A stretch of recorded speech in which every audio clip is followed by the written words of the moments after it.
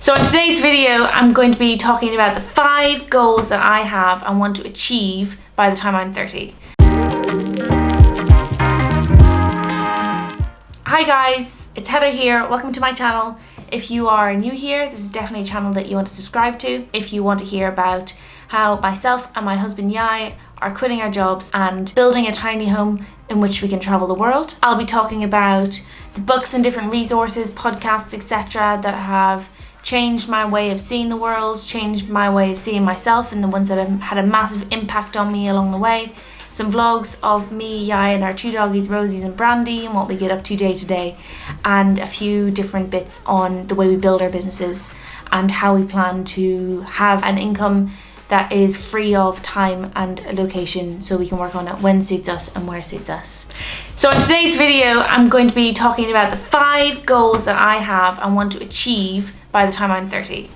Now, I was 25 this summer, and I feel like between the years of 20 and 25, I was pretty much on autopilot. I didn't really have a firm grip of the steering wheel, and I was just kind of coasting my way through my early 20s. So I've decided to take a pause, take a deep breath, and evaluate where I want to go for the next kind of half of this decade. I feel like the last 2 years have absolutely flown by. I was on a deployment with the army, and then when I got back, coronavirus, lockdown started to happen. So I feel like the last 2 years have kind of been lost in a sense. Obviously we've got stuff done and I haven't had the worst 2 years by any means. I want to be a lot more purposeful in the way that I step forward and make decisions that are true to me and authentic to the way that I want to live my life. So the first one is a massive one, and it's not uncommon by any stretch, and it's probably something that I want to achieve closer to the 30 mark than the here and now at 25 mark, which my mum will be happy to know. Don't stress, mum, it's okay, I'm not pregnant. But kids is something that me and Yai definitely want to have in the next 5 years. I think it's really important for both of us to have kids while we're young. I've got no interest in waiting until I'm 35 or 40 to start having a family. The earlier, I suppose, that you have kids, the more time that you have with them throughout your life.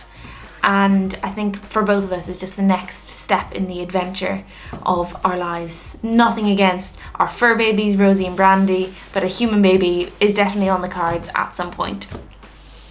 Closer towards 30 though. The second one, and this is quite a large concept, and that is freedom and control. So as I kind of said earlier, for the last 2 years, I haven't had a lot of control, or haven't felt like I've had a lot of control over my own life. Being employed by the army, you have to go where they tell you to go, unless you've got significant things in your life that are keeping you in one location. That's what the job is. That's part of what makes the job great, but also it's one of those things that just chip away at you, especially when both myself and my husband were both in the army. Our schedules barely ever synced up. So something that is a high priority to me is to have control over the things that are within my control, if that makes sense. Have complete control over the things that I can control, and then the things that are not inside my control and that is not inside anyone's control, I can just accept and let that be that. I think it's just over the last 4 years that hasn't been a massive aspect that I've been able to achieve in life, so now it's really important. And this is why I'm working pretty long hours at the moment, and will be over the next 6 months, trying to lay the foundations. Writing blogs, editing these videos, it's not something I can just record. It's, at least in my initial phases, record and put straight on YouTube, because there's a lot of but, and, then I'm chopping out of these suckers, because I'm not natural on camera and I'm not naturally confident. I hope I'm coming across that way, but it's definitely not something that's naturally in my wheelhouse. And then working on my app and different stuff like that. So most evenings I'm sitting up at the computer, nearly counterintuitively working until 10 o'clock in the evening so that I can escape the 9 to 5. It doesn't seem to add up now, but hopefully by laying these foundations, by putting the hard work in now, in a year, maybe 2 years, I'll have achieved that lifestyle. I can downsize my hours at that point. I'm still having a salary until Christmas, so that's when my safety net will be completely whipped out from under me. So yeah, I'm just trying to make the most of this time to set myself up for success. I'm not going to lie, it is very scary, and I definitely have moments of complete self-doubt for those of you out there who think that I'm just blindly going along on a whim and my head is in the clouds and I'm off with the fairies and I think that this lifestyle can work. I definitely have the moments where my self-preservation defense kicks in, and the fight, flight or freeze, mostly freeze, is telling me to stay where I am, stay in my job, stay safe. But I know that this is a step that I have to take to achieve freedom and to achieve control of my life, which was my number 2 goal. Number 3. So this will hopefully be made achievable by number 2, by achieving freedom and control, but that's to travel. I didn't really take the time in between school and uni, and then uni and work, to go off and see the world, and to take that time out before I had kind of responsibilities and a salary that I was relying on, etc. I had my blinkers firmly on, and I just wanted to get in a salary and to start earning money and to be an adult. And I rushed so fast to being an adult that I didn't take an opportunity of all those things that you get to do when you're 19, 20, 21, that everyone just expects you to do, and waste those couple of years away in Thailand and doing all Southeast Asia and Australia and Europe. At the moment, yeah, I've got a salary, but my leave is so narrow. I've got such a small amount of leave that I can take every year that I don't get the opportunity to use that to maybe best effect. When I do get time off, I don't live in the same country as my families because of work.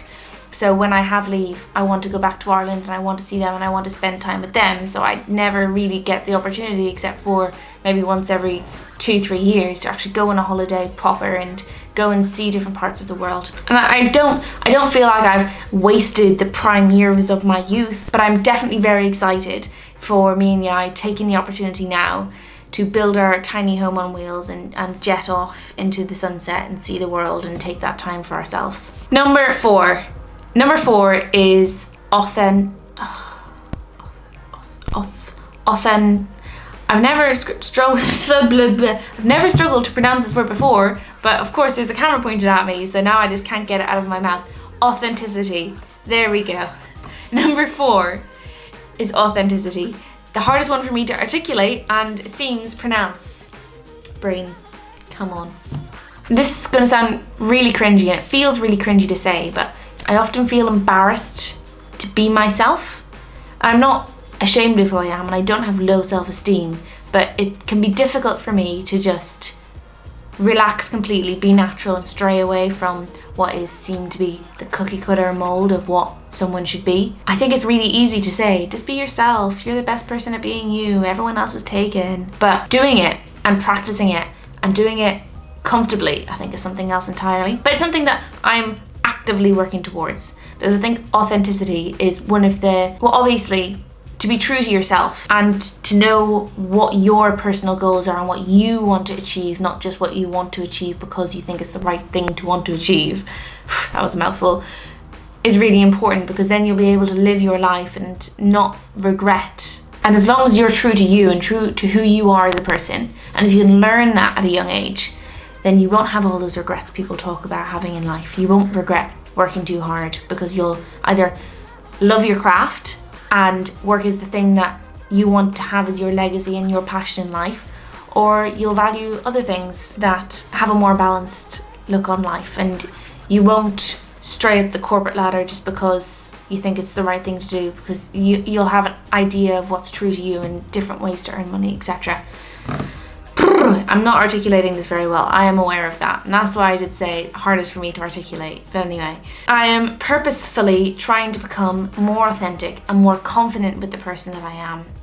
One thing that has always given me anxiety, low-level anxiety, is trying to have a conversation with someone. You meet someone for the first time, or it's someone that you're not that close to, and you're sitting there side by side, and in my brain it's just like, well, how am I going to start this conversation? What do I say? How do I make them like me? Do I try and make a joke? Do I just try and find something in common? Do I just make small talk? Is that boring? Blah, blah, blah. And this wheel is constantly turning in my head, and at no point am I thinking, what do I want to do? Or do I like this person? And are they trying to have a conversation with me? But I'm just thinking, how can I make them like me? And I need to trip that brain loop and start developing, just putting myself first as a person, and hopefully by being authentically me, the people who, what's the saying, your vibe attracts your tribe or something like that. Like, pretty corny and pretty cheesy again, I know, but just authentically being yourself and surrounding yourself with people who aren't going to be embarrassed by you being you, surrounding yourself by people who see that you're trying different things and you're going to continue trying different things until you find something that works for you, and not judging you for that. I think that's really important. Yeah, sorry I butchered that one. I know that wasn't very good, but I hope you got the point. And the fifth one is mindfulness. Now I want to find a mindfulness practice that works for me, and there's so many now, and it's so easily accessible now. And I have downloaded a few of the apps and I've given them a go, but it's been pretty half-assed so far. And I'm not someone who sleeps very well, and I know having a mindfulness practice in my life would help me take those moments and just slow down. And it's something that within the next couple of years I want to develop, so that I've got that in my back pocket for the rest of my life. And one of the reasons I want to do that is I've heard from so many people that they found the thing that works for them and it's completely changed their life. And yeah, that's something that I want to integrate into my life so that I can get the most out of life, essentially, and can help me achieve the 4 things that come before it on this list. If this is the sign that you need to hit pause on your life and just take a self-evaluation moment and just make sure that you're not just on autopilot, that you are still making those baby steps towards the goals that you want to achieve, and not just you think you should achieve because other people who are your age want to achieve those things too, then do it. Just sit down, either write them down if you like to handwrite, type them up, or just sit and contemplate them. I like writing things down because it makes it real, but if that's not what works for you, it's not what works for you.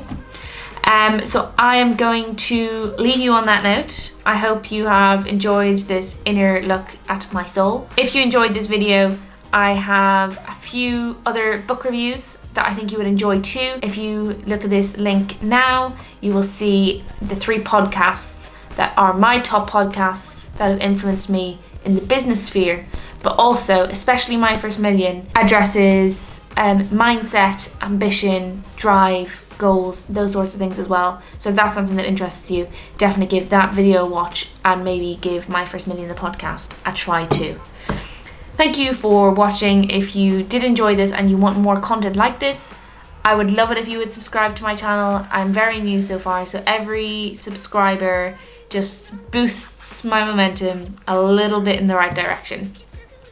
And if not, then whatever, you do you. See you on the flip side.